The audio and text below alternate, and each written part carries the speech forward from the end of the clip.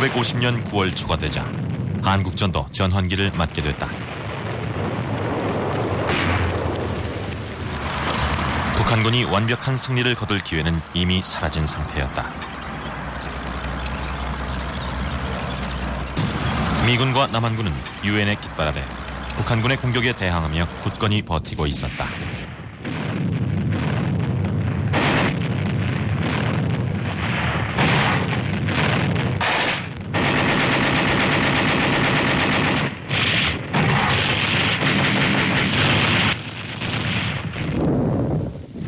한국 유엔군 총사령관 맥아더 장군은 처음부터 이 전쟁을 공산주의 진영과 서방 진영 간의 의지를 겨루는 대규모 시험장으로 보고 있었다.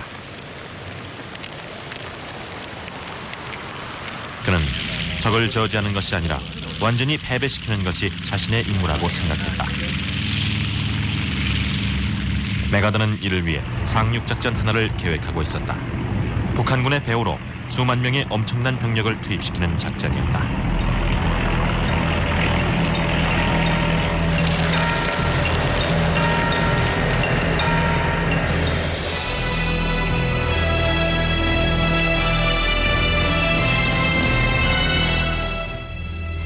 유엔군이 한반도의 남동쪽 구석에 몰린 채 북한군의 포위대 공격을 당하고 있는 사이 맥아더 장군은 엄청난 규모의 공격군 수송함대를 조직했다.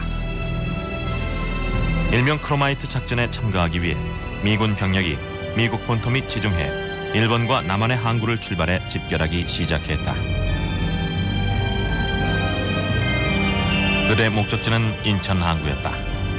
인천은 적진 깊숙이 위치해 있었으며 북한군 주력 부대에서 멀리 떨어진 후방이었다. 인천은 남한과 북한을 가르는 38선에서 그리 멀지 않을 뿐만 아니라 현재는 북한군의 손에 들어가 있는 남한의 수도 서울과도 지척이었다.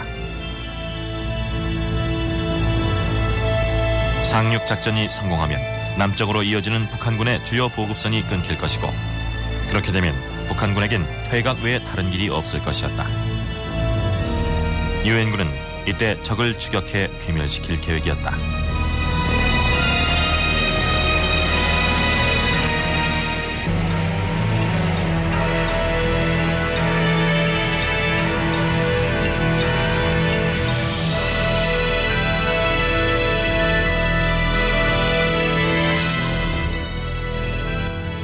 크로마이트 작전에 투입될 유엔군 부대는 에드워드 엘먼드 장군이 지휘하는 제10군단이었다. 10군단은 일개 미 해병사단과 보병사단으로 구성됐고 남한군에 의해 보강됐다.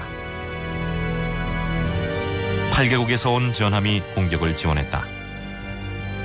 인천의 방어는 1,500명의 북한군 수비대가 맡고 있었다. 일개 보병사단과 일개 해병연대는 내륙에 있었다.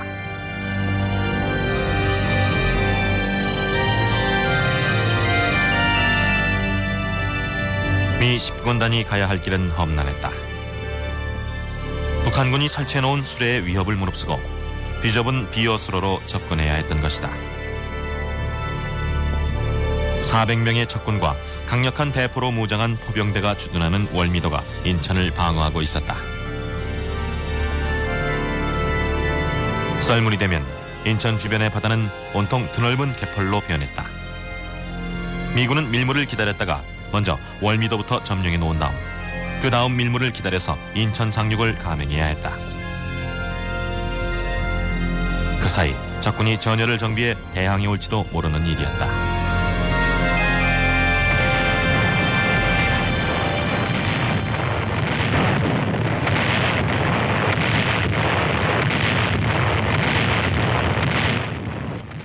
군함의 대포가 어마어마한 불길을 뿜으며 인천 상륙작전의 서막이 올랐다. 목표물은 월미도의 북한군 방어부대와 인천 시내 및 주변의 주요 군사기지였다.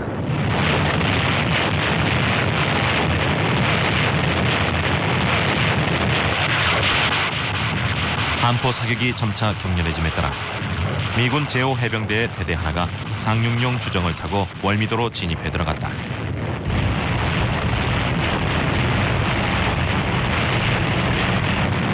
몇 시간 뒤 맥아더 장군과 10군단 지휘관 에드워드 엘몬드 장군이 지켜보는 가운데 미 해병대가 북한군을 제압했다.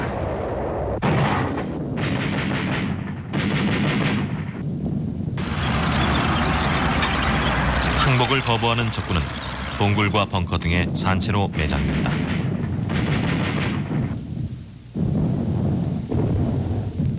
월미도를 점령한 미군은 초조하게 다음 밀물이 들어오기를 기다렸다. 본격적인 상륙을 감행하기 위해서였다. 미군 및 연합군 전투기는 언제든지 적의 증원 부대를 덮칠 수 있도록 온종일 하늘을 누볐다.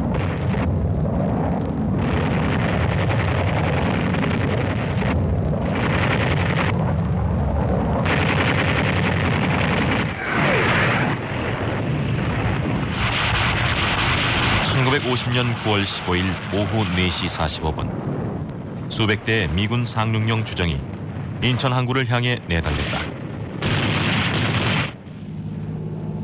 몇몇 북한군 부대는 격렬하게 저항했다. 그러나 방어는 곧 무너졌고 혼란에 빠졌다. 해병대는 24시간이 채 안 돼 인천을 접수했고 이제 남은 일은 고립된 적의 잔류부대를 소탕하는 것뿐이었다.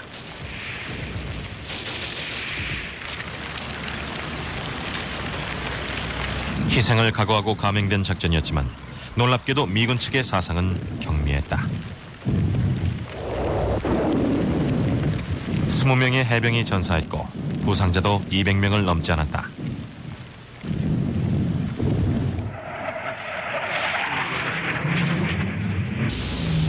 메가더 장군의 멋진 작전이 성공하느냐 실패하느냐는 다음 전투에 달려 있었다. 남한의 수도 서울을 적으로부터 탈환하는 것이었다.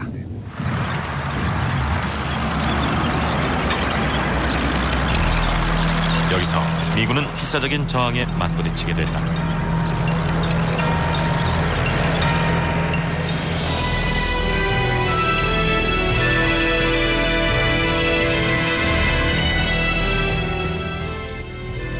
인천에 상륙한 다음 미군이 목표로 삼은 것은 김포에 있는 비행장이었다.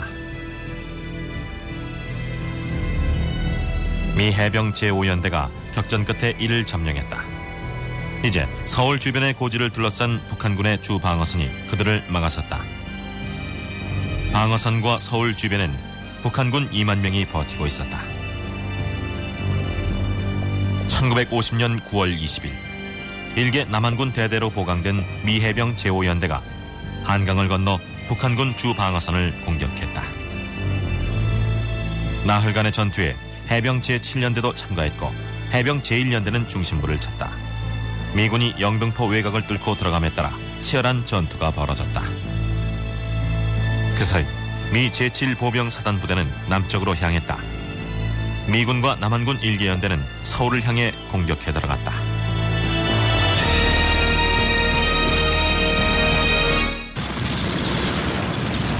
(1950년 9월 27일) 인천 상륙작전 개시 14월 뒤 미 해병대가 서울의 중심부로 진입했다. 이날 오후 늦게 서울 탈환을 위한 전투가 종료됐다.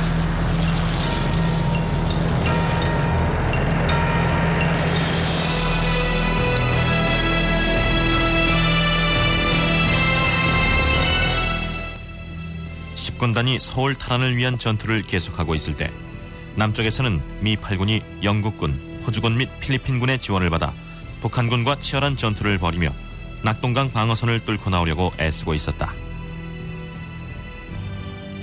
그러나 나흘간 격전을 벌이며 버티던 북한군도 유엔군이 뒤에서 밀고 내려온다는 소식이 들려오자 맥없이 무너지고 말았다. 이들은 얼마 안가 미 8군에 쫓기며 총퇴각하는 신세가 됐다. 미 제1기병사단의 선봉부대는 서울에서 남쪽으로 밀고 내려오던 제7보병사단과 만났다. 이틀 뒤에는 남한군 제3사단의 선도분대가 38선을 넘어 북한으로 밀고 올라갔다.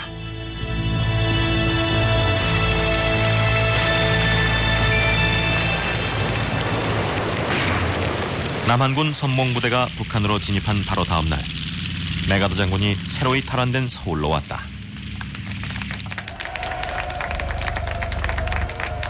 이유는 남한의 이승만 대통령에게 서울을 되돌려주기 위해서였다. 메가더에겐 더없이 자랑스러운 순간이었다. 마침내 남한을 되찾은 것이다. 이제 북한에 있는 적군까지 완전히 소탕하라는 명령을 내릴 차례였다.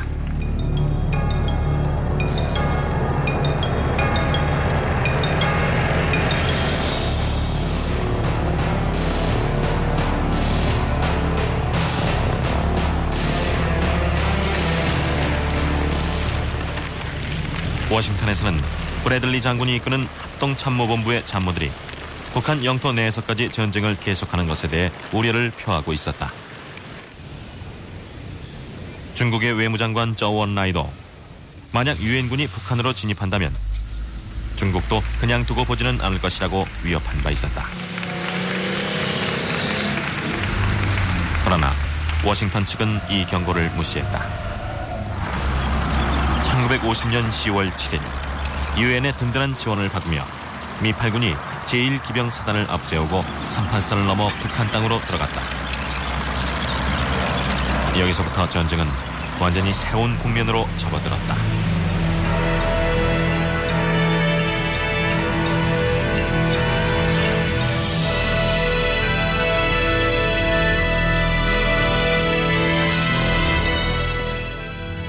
중국의 지도자 마오쩌둥은 1년이 넘도록 국민당의 전초기지 대만섬을 공격하려 하고 있었다. 중국 재통일의 야망을 실현하기 위해서였다.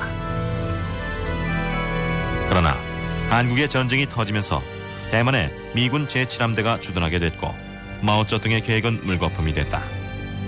이제 미군이 북한까지 들어오게 되자 마오쩌둥은 미국과 국민당이 한반도를 통해 중국을 공격해오지 않을까 두려워졌다. 이 상황에서 마오쩌둥이 내린 결정은 중국이 한국에서 미국과 싸워 중국과 아시아의 공산혁명을 지켜야 한다는 것이었다.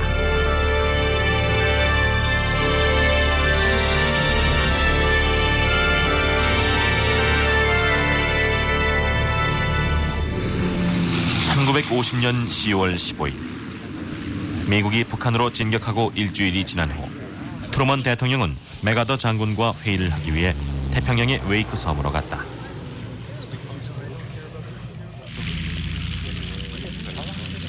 트루먼은 메가더에게 중국이 과연 한국전에 개입할 것인지에 대해 자문을 구했다. 메가더는 이에 부정적인 견해를 표하면서 만에 하나 중국군이 한국으로 넘어올지라도 미군 전투기가 그들을 박살낼 것이라고 단언했다.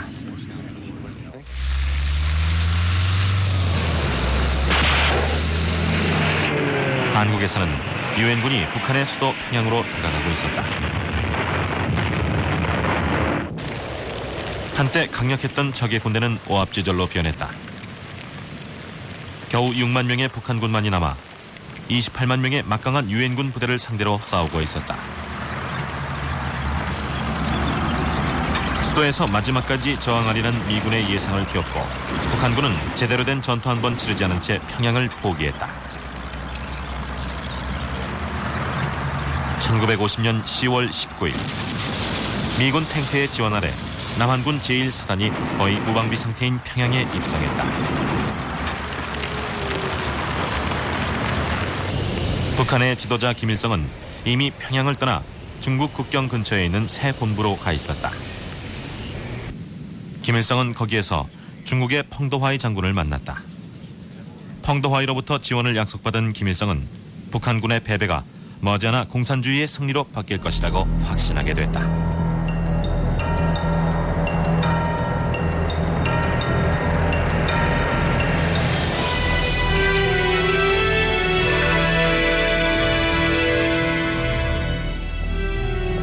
유엔군은 평양을 점령한 뒤 내친 김에 압록강까지 밀고 올라갈 태세를 갖췄다. 압록강은 중국과 북한의 국경이었다. 유엔군의 목적은 북한군 주요 전전 부대를 없애는 것이었다. 유엔 사령부는 청천강 줄기를 따라 8군을 배치하고 미 10군단을 남한군 1군단과 함께 동쪽에 배치했다. 10군단의 미 해병 제1사단과 제7보병사단은 서쪽에서 한반도를 선회해 해안을 통해 들어왔고 제3보병사단은 미국으로부터 오고 있었다. 유엔군은 1950년 10월 25일 진격을 개시했다.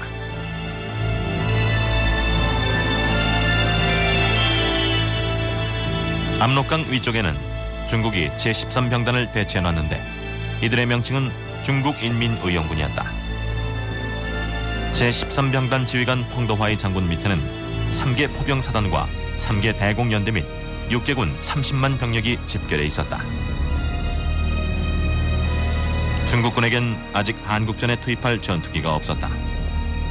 그러나 소련 측에서 중국 본토의 방어를 위해 보내준 제67 항공대와 전투기 1,500대 그리고 10개 소련 탱크 연대가 있었다. 1950년 10월 19일 중국군 병력이 압록강을 건너기 시작했다.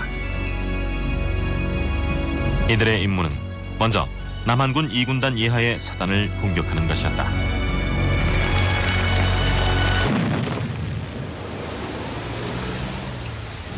워싱턴에서 중국군의 공격 소식을 들은 트루먼과 그의 고문들은 당황했다. 트루먼과 합동참모본부의 참모장들은 중국 국경으로 계속 진격하는 데 대해 회의적이었다. 그러나 메가더 장군은 압록강으로 계속 밀고 올라갈 것을 명령했다. 워싱턴 측에서도 감히 인천 상륙작전의 영웅을 가로막지 못했다.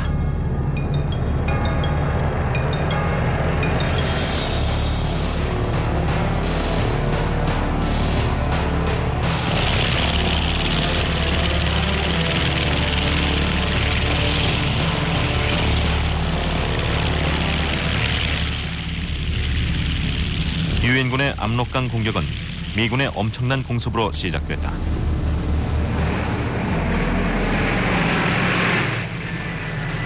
먼저 B-29 슈퍼 포트리스 폭격기가 북한 북부의 도시와 마을에 폭탄 세례를 퍼부었다. 이들은 한국으로 오는 중국군 지원부대의 길을 끊기 위해 압록강 교량을 폭파하려고 애썼으나 결과는 실패였다. 동시에 위협적인 적수가 그 모습을 드러냈다. 소련 조종사가 모는 소련제 제트 전투기가 중국군 마크를 달고 중국 영토에 있는 기지에서 이륙해 미군 전투기를 게릴라식으로 공격하기 시작한 것이다.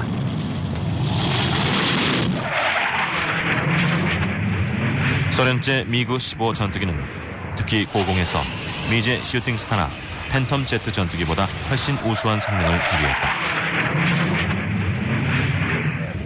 세계 최초로 벌어진 제트기들의 공중전에서 미군은 전투 개시 후 열흘 동안 넉 대의 소련 전투기를 떨어뜨렸다.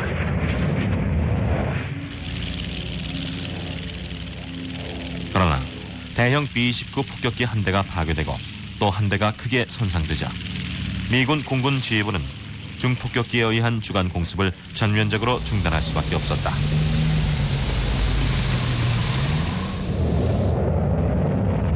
적어도 그때만큼은 미그 전투기가 압록강의 하늘을 독차지했다.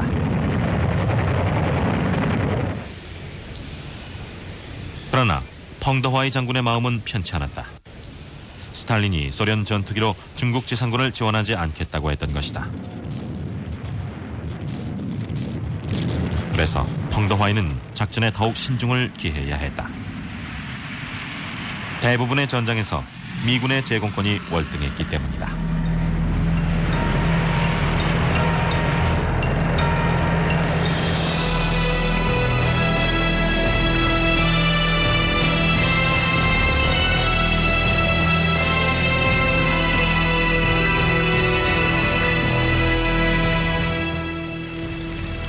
추수감사절인 1950년 11월 23일 보급품 부족으로 지연됐던 유엔군의 공세 준비가 완료됐고 바로 다음 날 8군이 북쪽을 향해 진격하기 시작했다.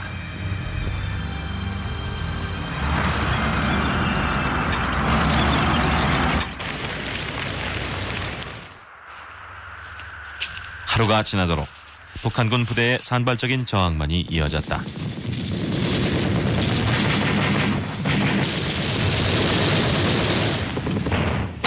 미군 정보부는 중국군 중국군 병력이 6만 명을 넘지 않을 것으로 봤다.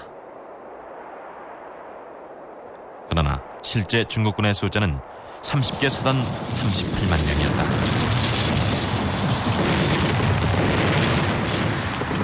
(1950년 11월 26일) 중국군의 대공세가 압록강 남쪽의 유엔군 진지를 강타했다.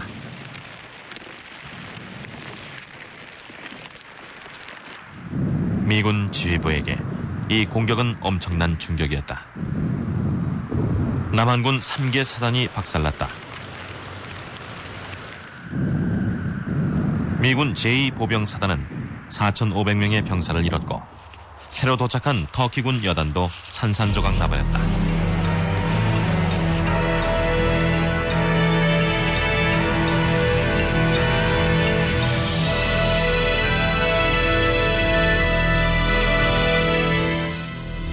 중국군은 남한군 2군단을 공격하면서 서쪽에 있던 미 8군도 뒤에서부터 공격해 들어가 와해시키려 했다. 제1기병사단이 필사적으로 측면을 방어하는 사이 미 8군은 서둘러 퇴각을 시작했고 임진강 방어선까지 무려 150km를 물러났다.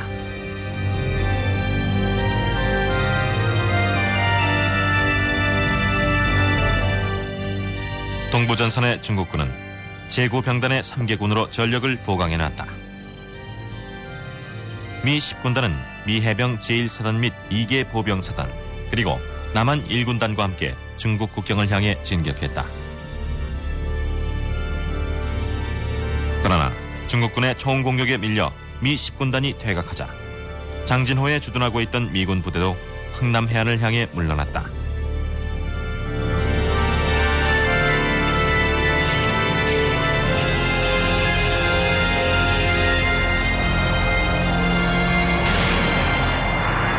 장진호에서 퇴각하는 미군을 보호하기 위해 유엔군은 중국군 위로 맹렬한 공습을 퍼부었다.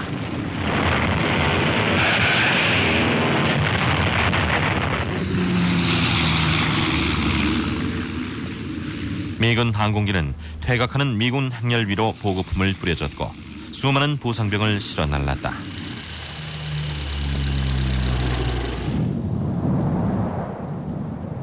장진호로부터 퇴각한 미군은 열악한 상황에서 전투를 치러가며 열하루 동안 130km를 행군한 끝에 흥남 해안에 도착했다.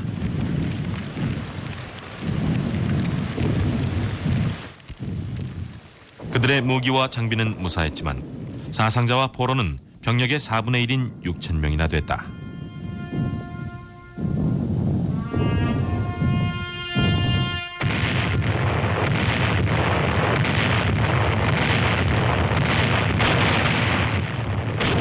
흥남에 집결한 대규모 병력을 보호하기 위해 대포와 해군 함포가 쳐놓은 탄막 사이로 10군단은 미국 역사상 최대 규모의 해양 철수를 시작했다. 10만 5천의 미군과 남한군이 흥남 부두를 떠나 안전한 남쪽을 향해 출항했다. 9만 8천 명의 북한 민간인도 공산군을 피해 이들과 함께 떠났다.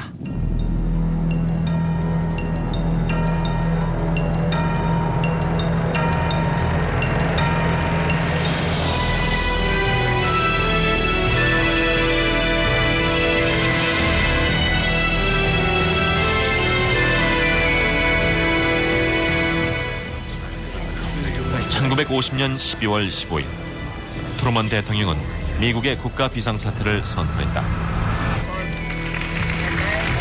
한국전쟁에서 미국이 패배할 위기에 처하면서 미국민들은 분노하고 절망했다.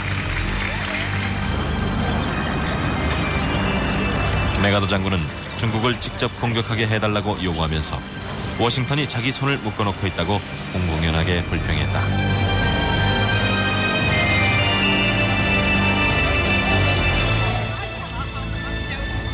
중국 공격에 대한 논의는 미국의 동맹국 중에서도 특히 영국과 프랑스를 불안하게 했다. 서유럽과 소련 간의 긴장은 이전부터 상당히 높아져 있는 상태였다. 경우에 따라 소련이 서유럽을 보복 공격할 수도 있는 일이었다.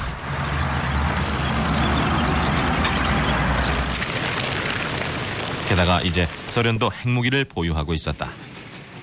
서로 간의 직접적인 대결은 피하는 것이 상책이었다. 트루먼 대통령은 한국전을 한반도 밖으로 확대시키지 않을 것이라는 약속으로 유럽 동맹국을 재차 안심시켜야만 했다. 미국의 방침은 제한전을 유지하는 것이었다.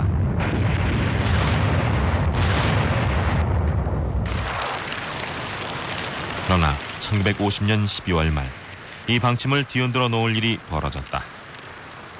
중국군이 전력을 회복한 북한군 사단들과 함께 제3차 공세를 감행했던 것이다.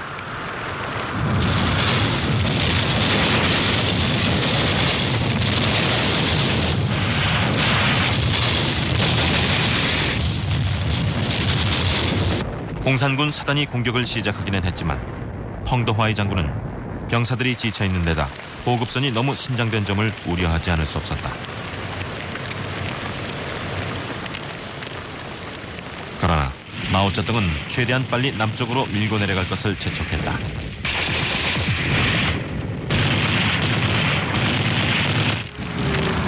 유엔군은 또다시 퇴각했다. 사기가 꺾이고 탈진한 유엔군은 38선 아래로 밀려나다가 급기야는 서울마저 포기하고 말았다.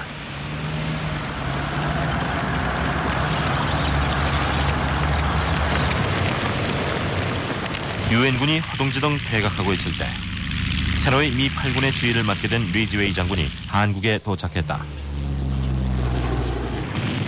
1951년 1월 말 리즈웨이의 예상대로 중국군 공세가 유엔군의 꾸준한 방어에 막히기 시작했다.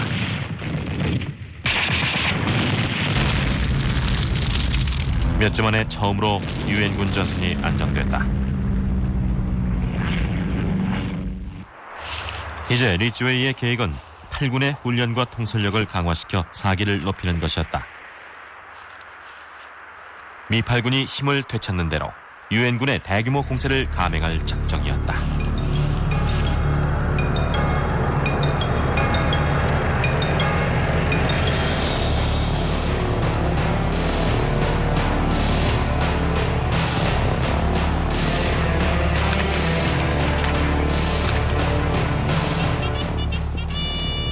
겨울 공세가 서서히 힘을 잃어가자 공산군은 전투를 멈추고 재충전을 위해 후퇴했다.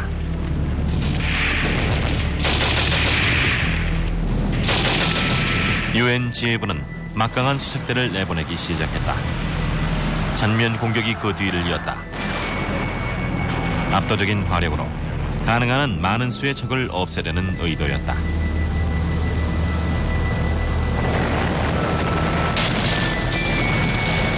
리즈웨이가 괴멸작전이라 부른 지옥 속에서 공산군 측이 입은 피해는 엄청났다. 유엔군이 단 하루 동안 낸 사상자는 공산군 숫자만 거의 21만 명에 달했다.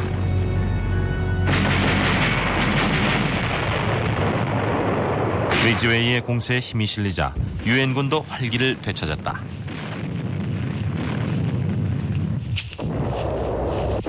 유엔군은 1951년 3월 15일 서울을 수복했다. 폐허가 된 남원의 수도가 1년이 못돼 네 번째로 주인을 바꾼 것이다. 유엔군은 그로부터 석 주 뒤 또다시 38선을 넘어 북한으로 진격해 들어갔다.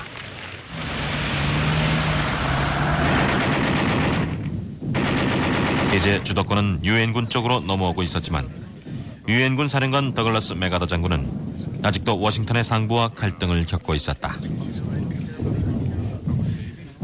트루먼의 한국전쟁 확산 방지 정책이 여론의 비판을 받으면서 갈등은 심각한 지경에 이르렀다.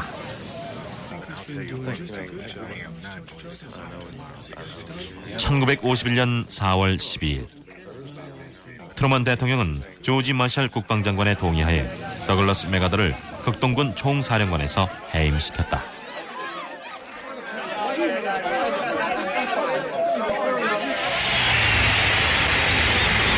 미국 국민들은 이를 매우 유감스럽게 여겼다. 맥아더는 미국의 위대한 전쟁 영웅 중 한 사람이었기 때문이다. 그는 격렬한 논쟁 속에 열렬한 환영을 받으며 귀향했다. 메가더를 대신해 매튜 리즈웨이 장군이 극동군 및 유엔군 총사령관에 임명됐다. 미 8군을 패배의 위기에서 구해냈던 바로 그 인물이었다. 벤 플릿 장군이 한국의 미 8군 사령관이 됐다. 새 지휘관이 도착한 지 몇 주 지나지 않아 미 8군은 이번 전쟁 사상 가장 강력한 중국군의 공세에 맞닥뜨리게 됐다.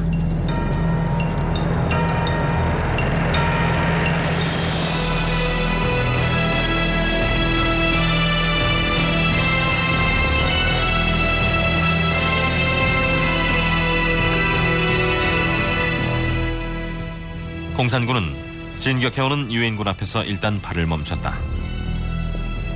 그러나 후방 깊숙이에서는 새로운 공격을 준비하고 있었다. 펑더와이 장군이 계획한 대규모 춘계 공세가 그것이었다. 소련 및 중국제 무기와 군수품이 대량으로 북한에 쏟아져 들어왔다.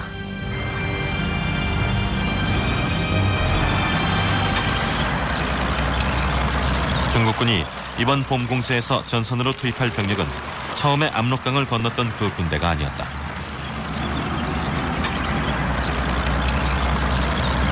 수천 대의 소련제 트럭이 새 병력을 실어 날랐다.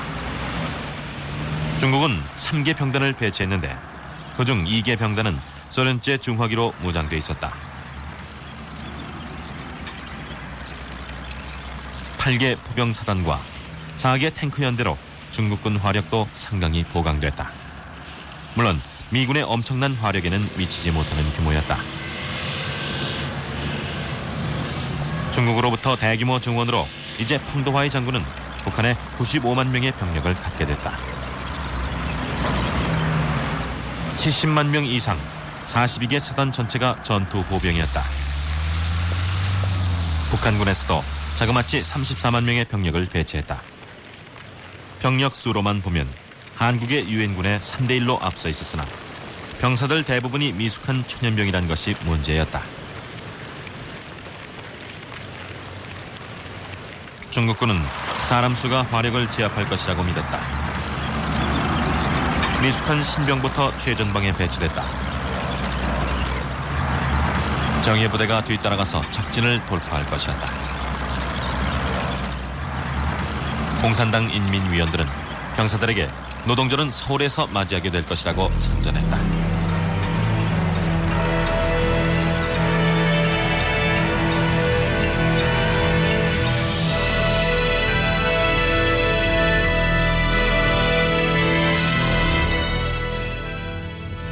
공산군이 중점적으로 병력을 배치한 곳은 미군들이 철의 삼각지라 부르는 지역이었는데 이것은 북한의 철도 및 도로망의 중추였다.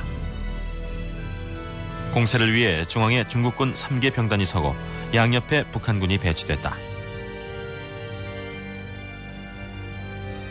유엔군은 유타라는 암호명 아래 방어선을 구축하고 왼쪽엔 미국 1군단과 9군단, 2개 영연방여단 그리고 터키군 여단을 배치했다. 캐나다군 여단도 합류할 예정이었다. 미 10군단과 2개 남한군 군단은 오른쪽에 섰다. 중국군의 작전은 전 전선에 걸쳐 공격하되 주력 부대가 서울을 포위해 들어가면서 미 1군단을 고립시켜 쳐부수는 것이었다. 그 다음 전선 중앙부에서 결정적인 일격을 가하면 유엔 전선이 무너질 것이고 적은 남쪽으로 멀리 달아나게 될 것이었다.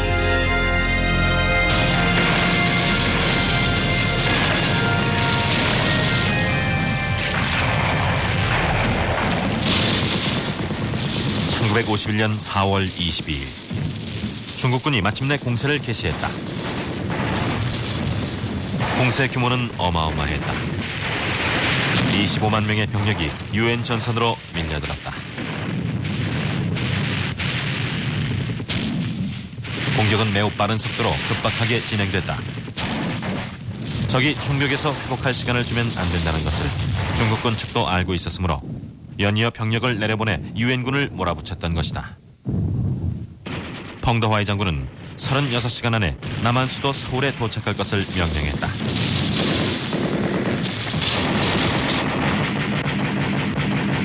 8군의 벤 플릿 장군은 중국군의 인해 전술에 맞서 새로운 전략을 펼쳤다. 그는 중국군의 공격을 맞받아치지 않고 방어선이 무너지지 않을 만큼만 뒤로 물러났다가 다시 막강한 중화력으로 공격을 퍼부었다.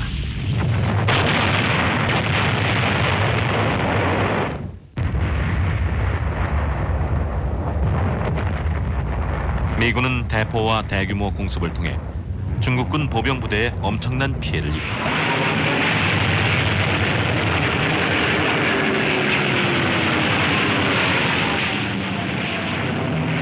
유엔군, 특히 영국군 제29여단의 활약도 대단했다.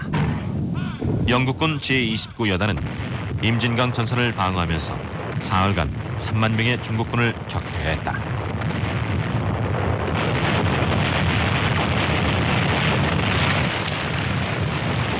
전투를 시작한 지 일주일이 못돼 공산군의 1단계 공세가 실패로 끝났다는 것이 분명해졌다. 중국군과 북한군 측에는 7만 명의 사상자가 났지만 유엔군 측 전사자 및 부상자의 수는 7천 명에 지나지 않았다.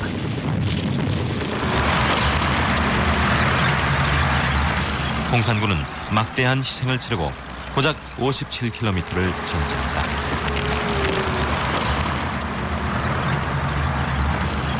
펑더화이가 유엔군 방어선을 무너뜨리지는 못했지만 병력은 아직도 3대2로 중국군이 우세했다. 그는 이미 2단계 공세를 계획하고 있었다.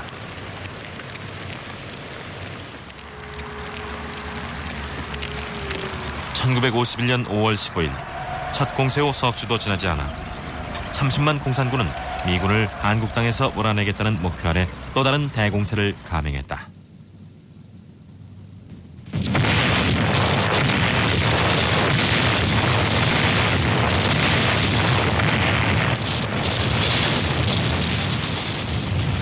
닷새간의 격렬한 전투에서 중국군이 보여준 용기는 놀라운 것이었다. 그들은 목숨을 돌보지 않은 채 막강한 유엔군의 화력에 정면으로 맞섰다.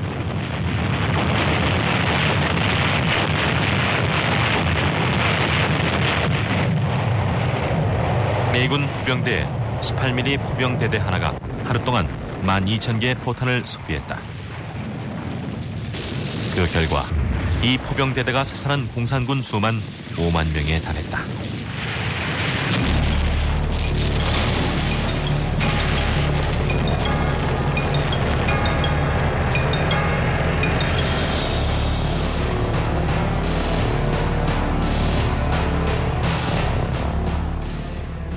이번 공세에서 공산군이 집중적으로 공략한 곳은 미 10군단과 남한군 2개 군단이 방어하고 있던 구역이었다.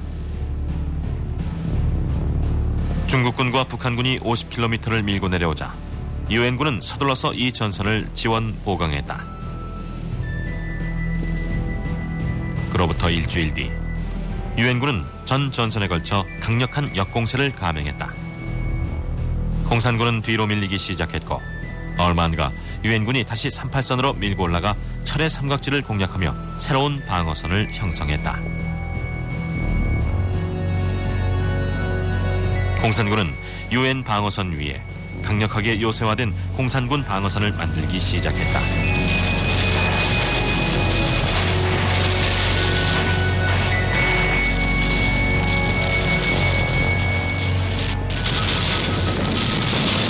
이번 중국군 공세의 실패로 한국을 장악하려던 공산주의자들의 희망은 좌절됐다.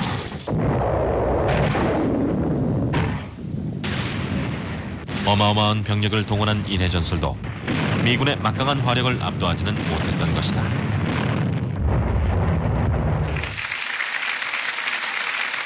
마오쩌둥은 장군들에게 장기전을 준비할 것을 명령했다.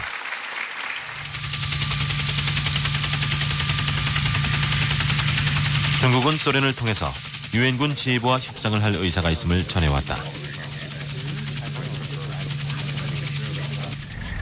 1951년 7월 10일 개성에서 예비회담이 시작됐다.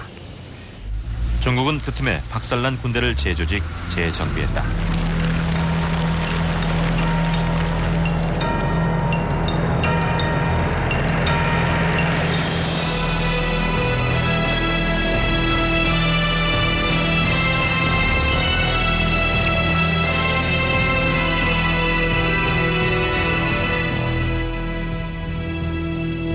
트루먼 대통령은 유엔군이 공산군을 다시 북한으로 돌려보낸 뒤부터 협상을 통한 한반도의 평화를 구상했다. 미 국민들은 10만 명의 미군 사상자와 실종자가 생겼음에도 불구하고 여전히 승리의 조짐이 보이지 않는 전쟁에 대해 깊은 환멸을 느끼고 있었다.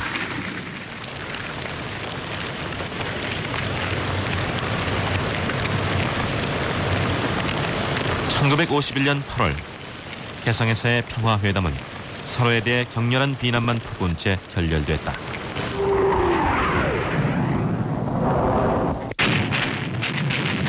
유엔은 적에게 압력을 가하기 위해서 제한적이지만 강력한 공격으로 군사행동을 펼치기 시작했다.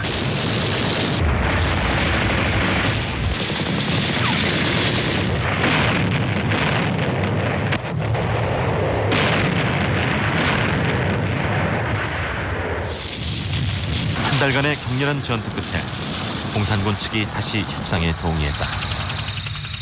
이번 협상은 북한의 영토도 남한의 영토도 아닌 판문점에서 열렸다. 협상은 끊기고 이어지기를 되풀이하면서 2년간 계속됐다.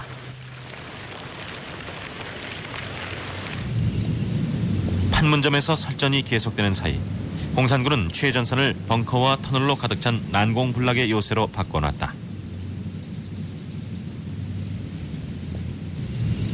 방어지대는 길이가 250km, 너비는 25km에 달했다. 미군 측의 벙커와 기관총 취소, 철조망은 공산군보다 엉성했다. 그러나 미군 뒤에는 대규모 포대가 버티고 있었다. 이제 참호전이 시작된 것이다.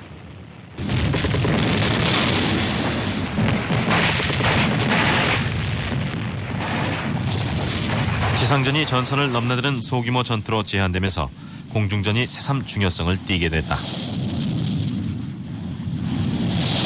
1951년 가을, 중국군과 북한군 전투기 부대가 북한 영공에서 전투를 개시했다.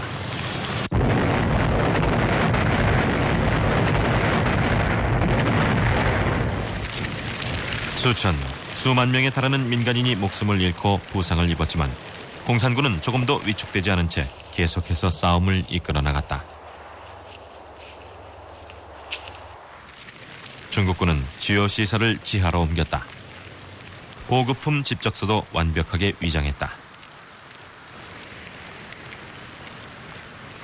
공산군은 수만의 징발 노동자를 동원해 파괴된 시설을 열심히 복구했다. 그렇게 전쟁은 이어지고 있었다.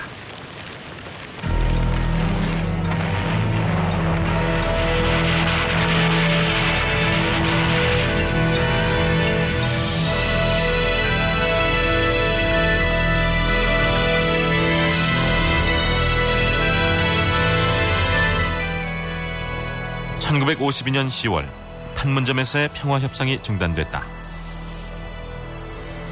공산국가로 돌아가고 싶어하지 않는 공산군 포로를 억지로라도 돌려보낼 것인가가 협상을 중단시킨 난제였다.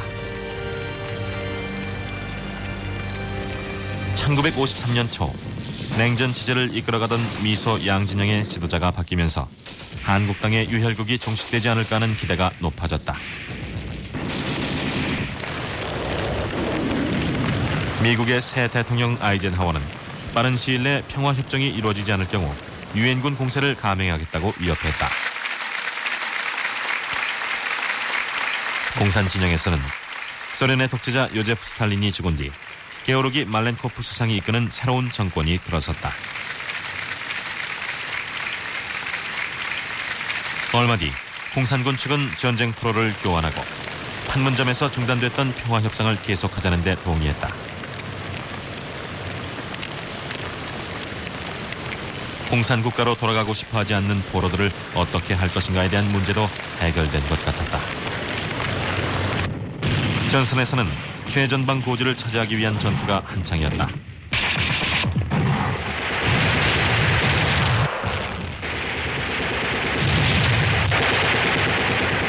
올드볼디 고지와 폭찹 고지에서 벌어진 전투로 양측 모두 수천의 병사를 잃었다. 그 사이 미국은 분단 상태를 유지한 채로 공산군 측과 평화협상을 맺어야 한다는 데 대해 강하게 반발하는 남한을 설득해야 했다. 한동안의 진토 끝에 1953년 7월 27일 마침내 양측 모두 휴전협정서에 서명했다. 이로써 북이 38도선과 비무장지대를 마주하고 남과 북이 두 쪽으로 갈라졌다. 포로들도 자신이 원치 않으면 고향으로 돌아갈 필요가 없었다. 한국전쟁이 끝났다.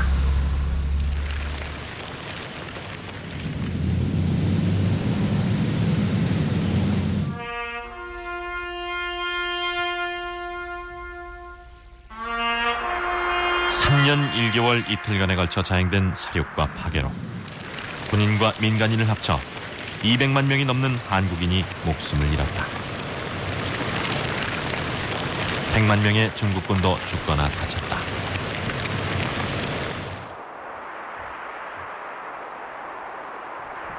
(3만 7천 명의 미군도 전사했다.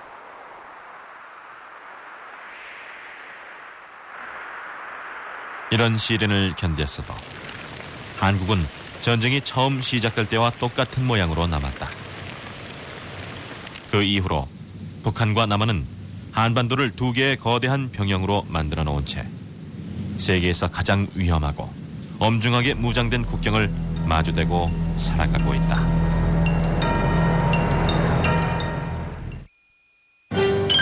화장 참 잘 받았다. 응? 맨 얼굴이네? 다가갈수록 깨끗한 자신감. 아이오페 화이트젠 EX. 맨 얼굴이 더 화사하대요. 아이오페. 아름답게 미에로 당당하게 유럽으로 런던, 파리, 로마 유럽 배낭여행 8박 9일이 무려 150분께 텅텅 내가 할라 지금 미에로 파이버 병뚜껑을 떠보세요. 날씬한 기분 미에로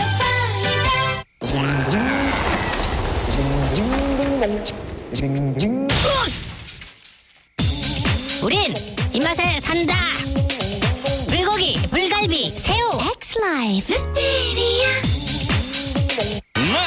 새로 나온 포스터 오레오 오츠 마시멜로가 들어있는 쿠키맛 3. 그 놀라운 맛에 모두가 빠져들고 있습니다. 단연 포스터 오레오 오츠.